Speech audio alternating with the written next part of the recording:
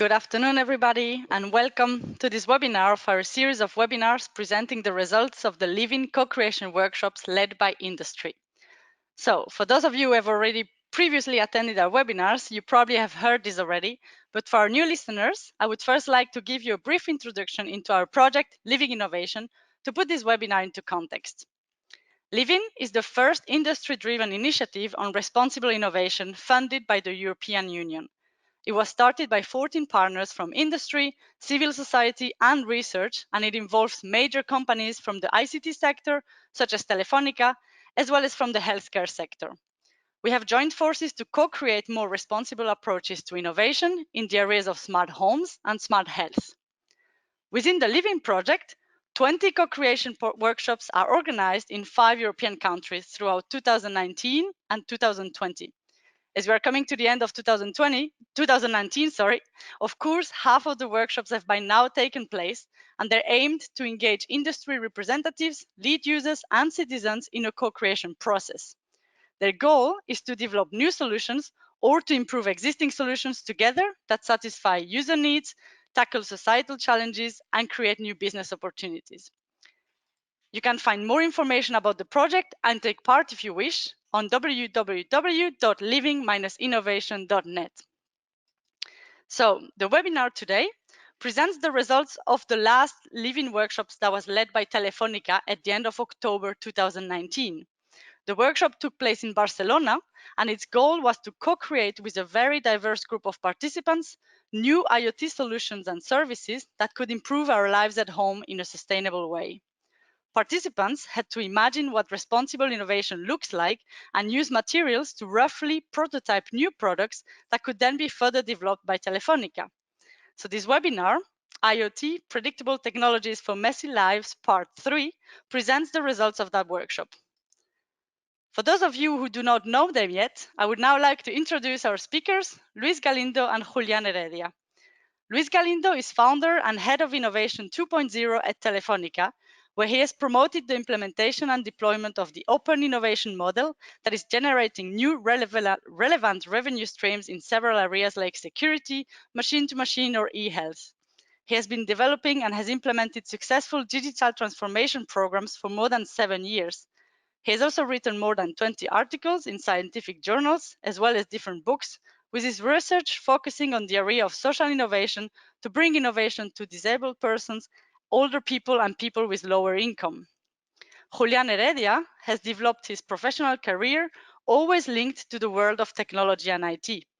With a math background, he has many years of experience with various technologies, environments, and disciplines that have allowed him to have a broad view of the resources and opportunities that technology can offer to give added value to companies. Recently, he has been working on big data and artificial intelligence projects, and he continues to work with management information systems. Before we start, I would like to let you know that the webinar is, as always, being recorded, and it will be available on our website in the coming weeks. If there are problems with audio or video during the webinar, please use the chat box to inform us, and we will try to get back to you as soon as possible. At the end of the webinar, we will have some time for Q&A for attendees. So please also send us your questions via the chat boxes during the webinar, or you can also send us your question via our email address, info@living-innovation.net. So with that, I will pass on to Luis and Julián. Welcome to you both, and I look forward to your presentations. Okay, thank you, Teresa, to this introduction, and welcome everybody to this webinar where we will explain the results that we got in Barcelona. This is the third event of a series of 3 workshops that we ran, 2 in Madrid and the third one in Barcelona. Well, in the next slide, we will see the objectives and challenge, well, the agenda that we will run today, the objectives and challenge of the different workshops. We will explain the workshop in Barcelona and the next steps. This is the outcomes, or what we'll do with the outcomes. If we move to the first slide, this is the objective of the workshops. We had three main objectives. The first one was to involve all kind of people, and this is something that we share, we keep in all the different workshops. So involve the people from 18 till 80 that could help us in order to know more about the society in the different flavors based on the age, and we were looking for not only for people that is involved in innovation, because at the end we are working in IoT for homes, so it means that anyone is living at home in a house, so it's something that is for all of us, not for a part of innovative people. Well, the second objective was to improve the quality of life and to provide, let's say, better issue to facilitate the routines that they are doing at home, the people are doing at home. And the third one objective was to identify routines at home in order to improve this with IoT, that is a wide concept. So it's through technology improve the routines that they are running at home. If we move to the next slide, what we will see is the different challenges that we have follow in under these workshops. And the first one is to join in the same workshop people that was very diverse in gender, age, work position, and in the case of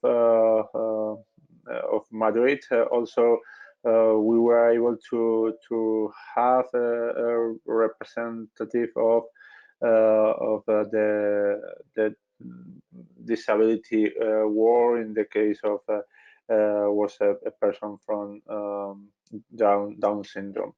In Barcelona was not possible, but well, the idea under this diverse group was representing the Spanish population as much as possible. Another of the challenge was that we ran to workshop in Madrid, and the work was a little bit different in the way that we can divide the work in these 2 days.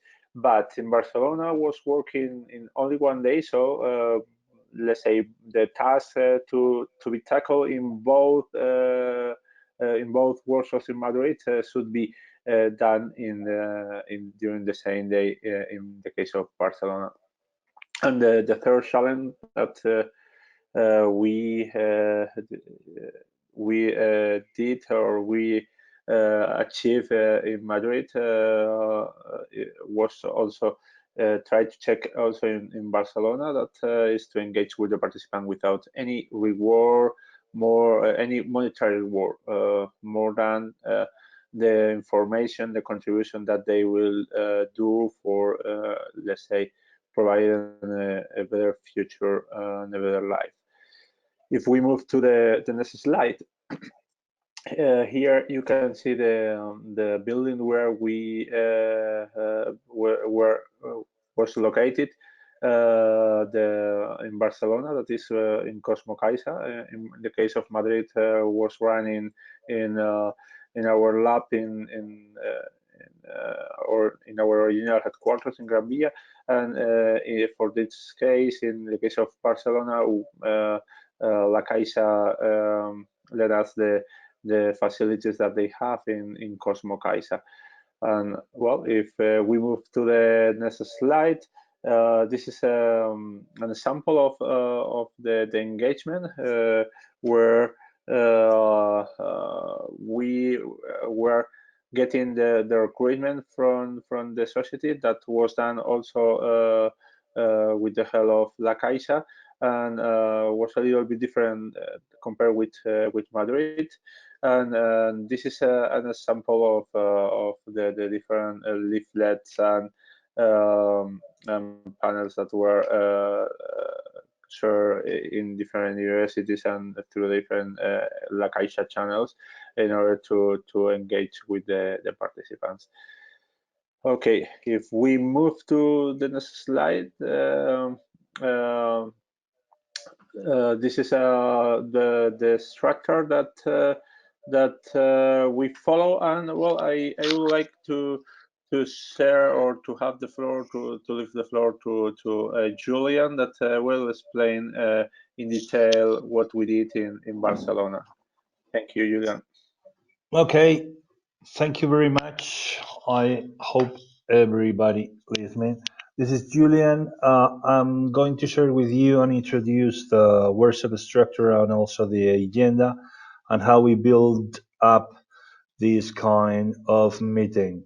From the point of view of phases, we define four main phases for Barcelona's meeting because, as Luis said before, we compress all the content in one all day instead of the experience we had in Madrid. We had in Madrid 2 days for the same contents. So the structure and all the scheduling was exactly the same by compressing the times. In terms of phase, we have the first phase of presentation of the participants. It's important to say that all the participants didn't know each other. It was the first time they met to do something.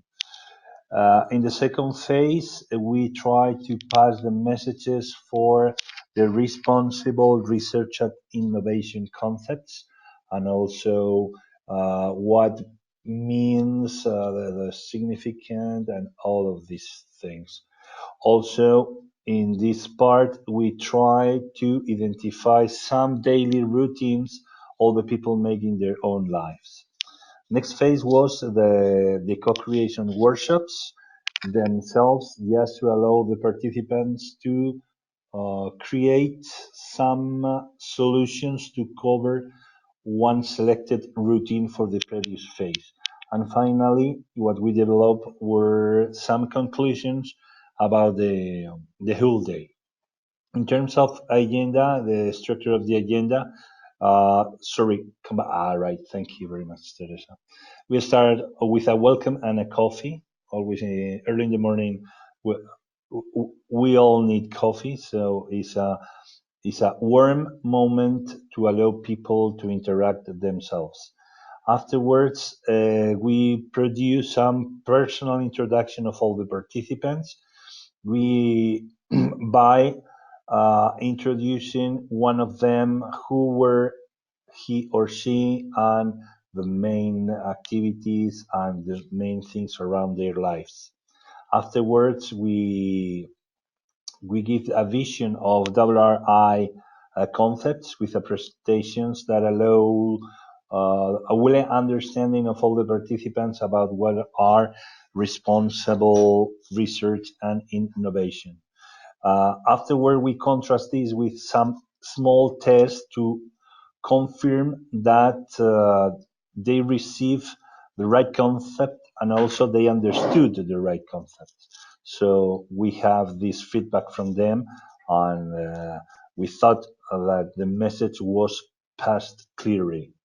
Afterwards, we start dividing the group in two subgroups of, I remember it was 8 people each one, and start some dynamics we will see afterwards to create a so close atmosphere between the people.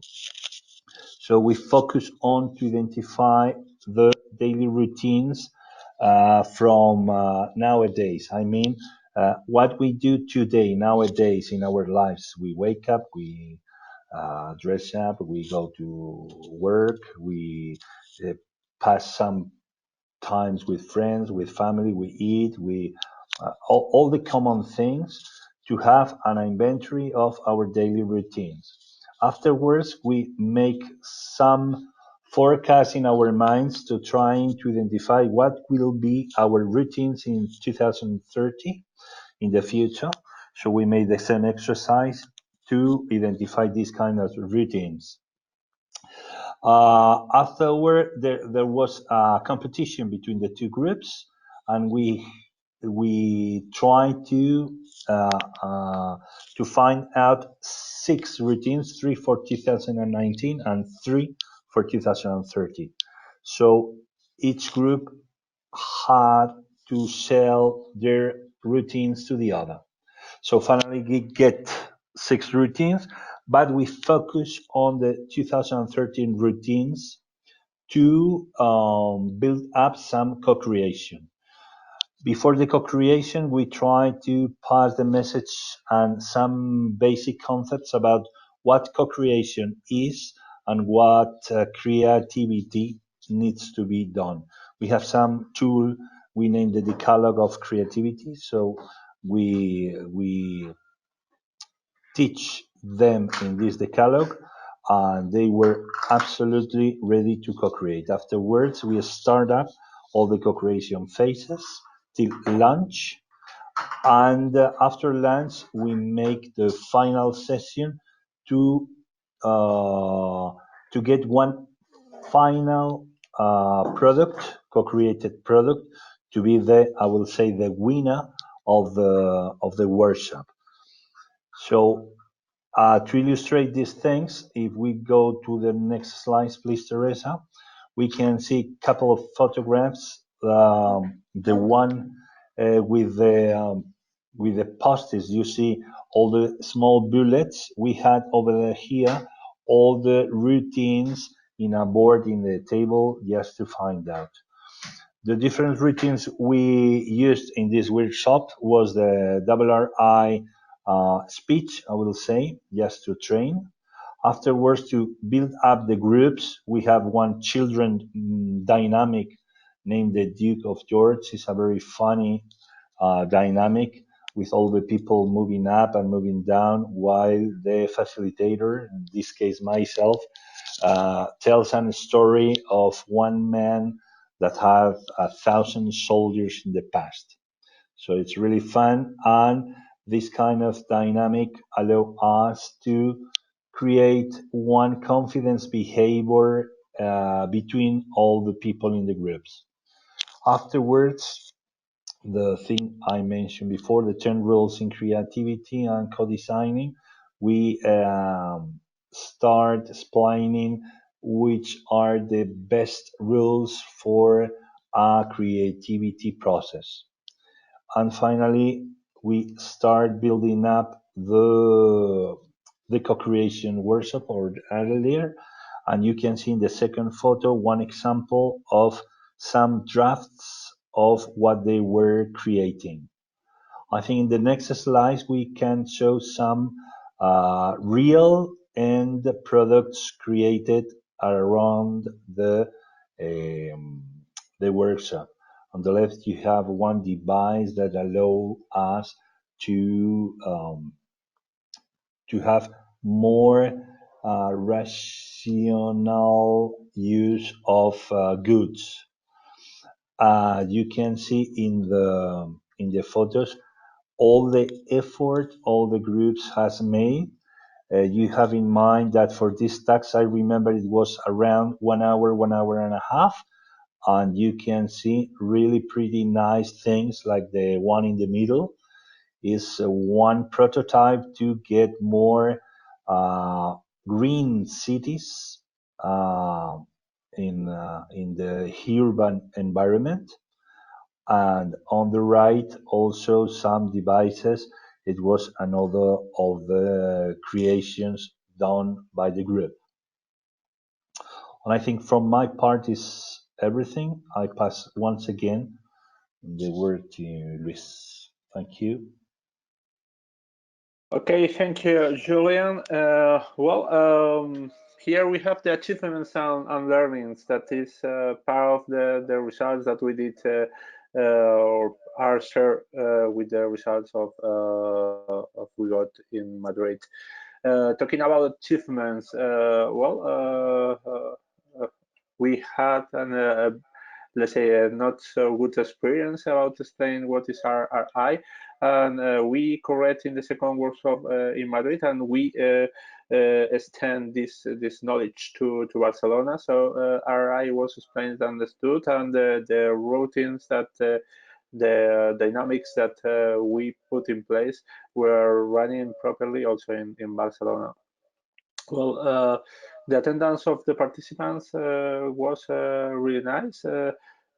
We had less attendees, but was a different recruitment process that we will follow in Madrid compared with Barcelona. And well, the results due that not having too much time were nice also.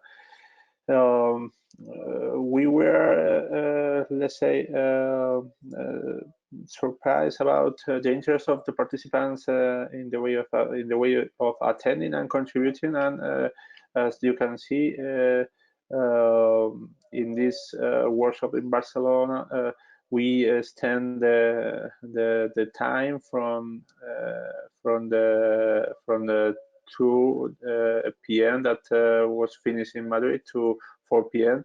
So we're let's say almost a whole day with us. And well, also co-creation with diverse diversity in participants based on age, sex, and work situation was working really fantastic. In the photo, you can see the oldest person here that was collaborating jointly with the youngest person. That was really fantastic in the way of interaction and the activity to provide solutions and provide ideas. So this is really fantastic also. We use partly the same methodologies that we ran during the Madrid workshop, and were working properly in order to co-create. So we are happy with that also. And well, another achievement was the balance between having two iterations that we have in Madrid, and the results got. So what we see is that even in the case that having two workshops was better, at least from our point of view. In the case of Barcelona, the result that we got in one-day workshop was enough. Of course, it's better to have two workshops, or would have been interesting to have two interactions instead one in Barcelona in order to increase the results, but the results were enough for this comparison that we are doing. And well, the learnings. Motivational isn't always money, and this is one of the learnings that we got in Madrid also.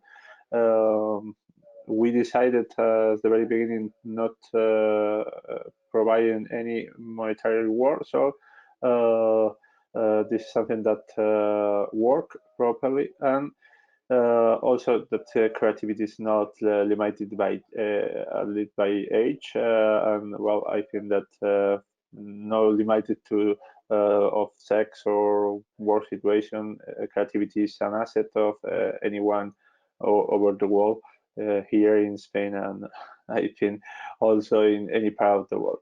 If we move to the next slide, the next steps that we are doing is, well, now we are in the process of compare the situations and the results that we got from Madrid and Barcelona, and the idea is to compile of this information and to introduce as these outcomes as an input for the IoT innovation unit that is working the development of IoT.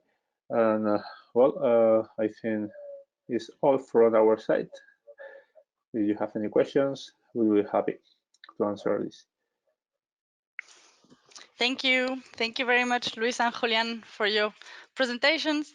So we've already received a few questions from the audience, but please continue to send your questions using the chat box or via our email info@living-innovation.net.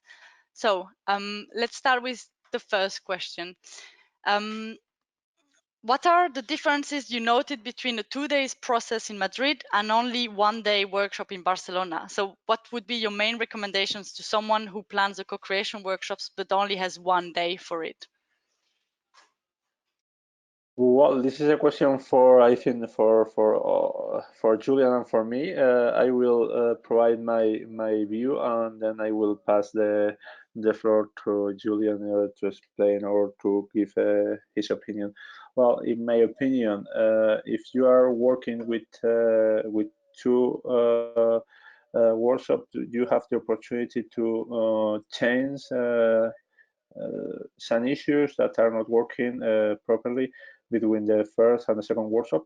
This is something that we did, for example, with RRI explanation. And if you are working in only one workshop, you have or you should have everything very well proved and also check it in order to avoid any problem that couldn't be solved in flight.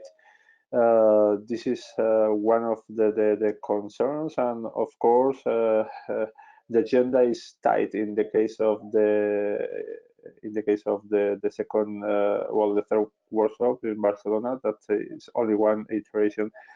And I think that for us and also for the facilitators was a little bit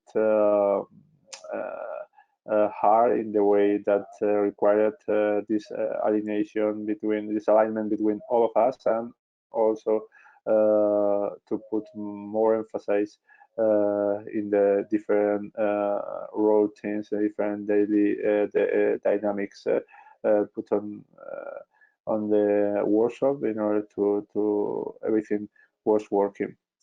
And Julian, your opinion? Oh, okay. I think the main difference between both scenarios, Madrid and Barcelona, absolutely was the time we had for do things. In the case of Madrid, imagine we had one whole day just to think about daily routines. So we worked so hard on them, and afterwards we made some specific dynamics to move the heads of the participants to the future, to make a trip in the time, and to think or imagine what will be my life in 2030. So we have a lot of time to do this. Also, this produce I think a high degree of engagement of all the participants, and in 1 day we find out so accurate routines in the lives of the people. Afterwards, in the second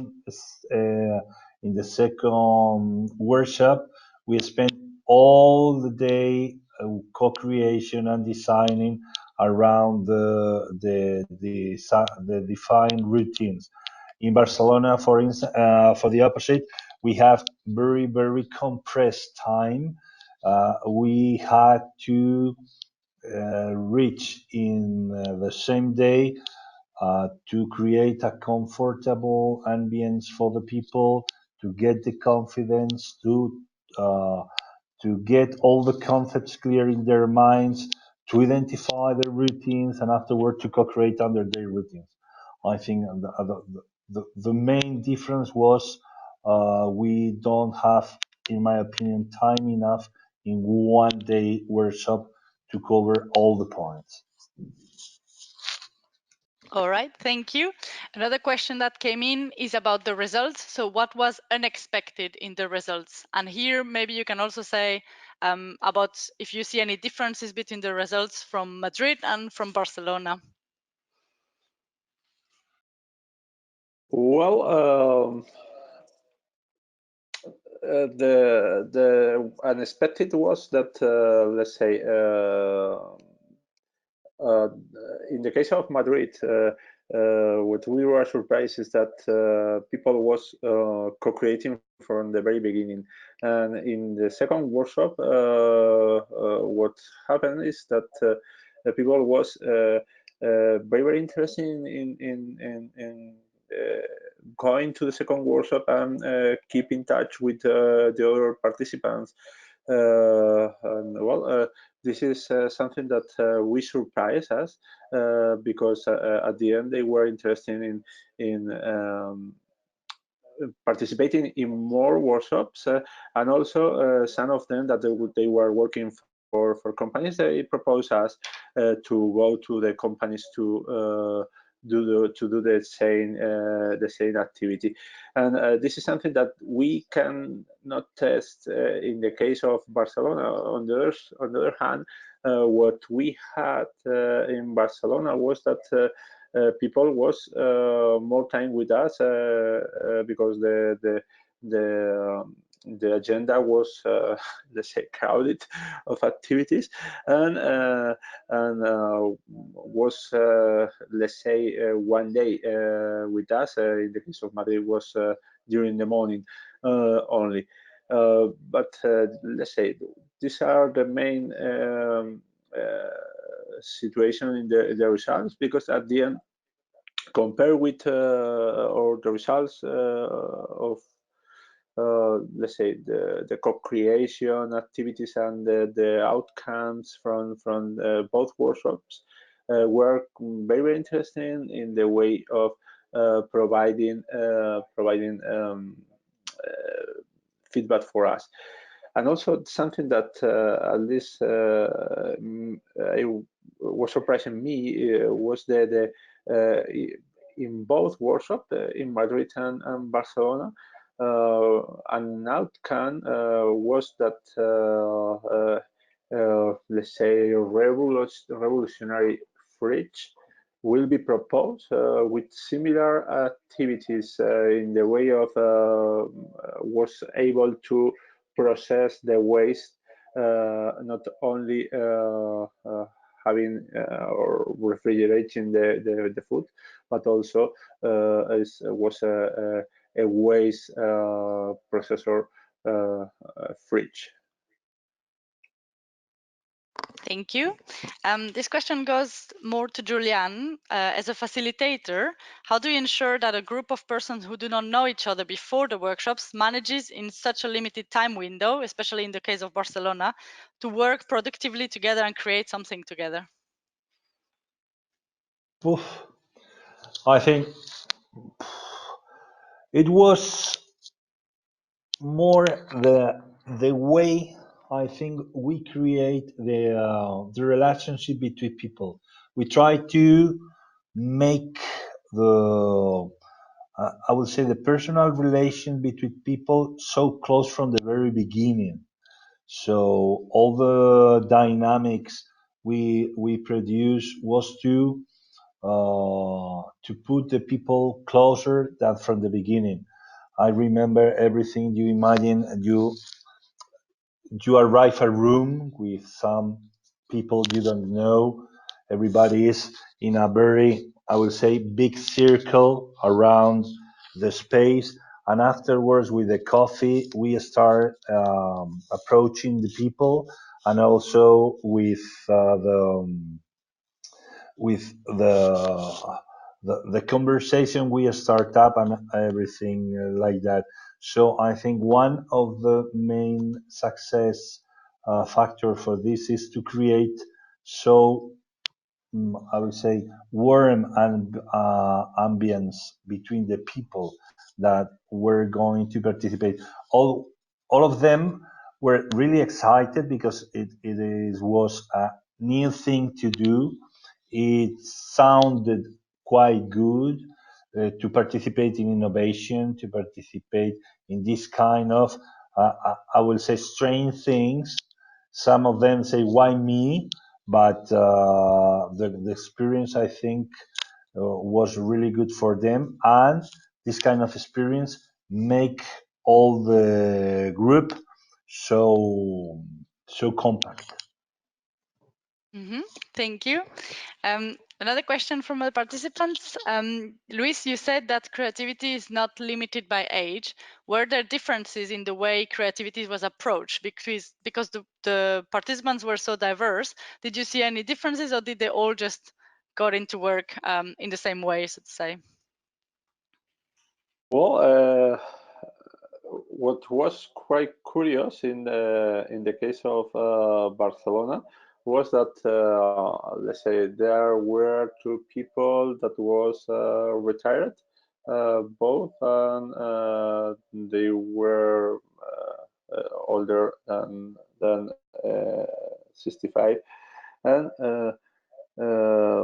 well, they were contributing more than perhaps other more young people than more technological people. And also, as I mentioned, the way that a teen of the guy with that was the oldest person, and the girl that was the youngest person was really fantastic in the way that uh, the let's say the youngest was doing things, but let's say the oldest was acting like a mentor, conducting and providing also additional information from the point of view of an older person. So creativity is not limited to by age, of course, and well, something that or sometimes that we in our case, in the case of Telefonica, that we use, for example, a group of users that are mainly technological guys that they know about the service or devices or whatever. What we realize is that perhaps it's not the target group, or is not interesting, or the most interesting target group, because they are losing the power of these older people that are giving some details that could be very interesting for new services. And well, this is That's great. Thank you. Julian, there's another question for you. Could you explain what was most difficult for facilitators in both cases, Madrid and Barcelona? Okay, the most difficult, I think the most difficult thing for us is like facilitators, you cannot, um, how do you say, we cannot conditionate the answer or the activity of all the participants. Some, in some cases, participants try you to drive them in such a direction, right? So this is sometimes very difficult because you should not make any intercepts or something like that for the natural thinking of the people. So in this case, I think was more one of the most difficult thing to work with. Yes, not to alterate the pure co-creation or the pure concept of the people. Mhm. Let's see. Thank you, Julian. I have one last question here, but please, if you have any other last minute questions, make sure to write them on the chat. So from your experience now with your 3 different co-creation workshops, do you think you will keep using co-creation within your company in the future? For sure, yes, because personally, I will like to demonstrate that before before running this workshop, to demonstrate that also when you pay people for participating, you are transforming the opinion of them, and this is something that at the end is modifying the results. This is something that we, of course, we will incorporate as much as possible in our let's say in our way of co-create with users. On the other hand, if we are doing that, the effort must be put in the recruitment phase. So this compromise between you pay in a way of reward of participants, or you pay between quotes in the way of consuming the time of the employees, the collaborators, people here working at Telefonica. But we will use. Great. Thank you very much to you, Luis and Julian, for your presentations and for answering all our questions. And thank you also to the participants for being here in this webinar. Our team will be reaching out with follow-up information about the webinar, and you can always visit us on our website. The recording of the webinar will be also available on the website. So thank you again all for joining us today, and I wish you a nice evening, everyone. Thank you very much, Teresa. Thank you. Bye Thank bye. you. Have a nice day. Thank you very much and have a nice day. Bye bye. Thank you.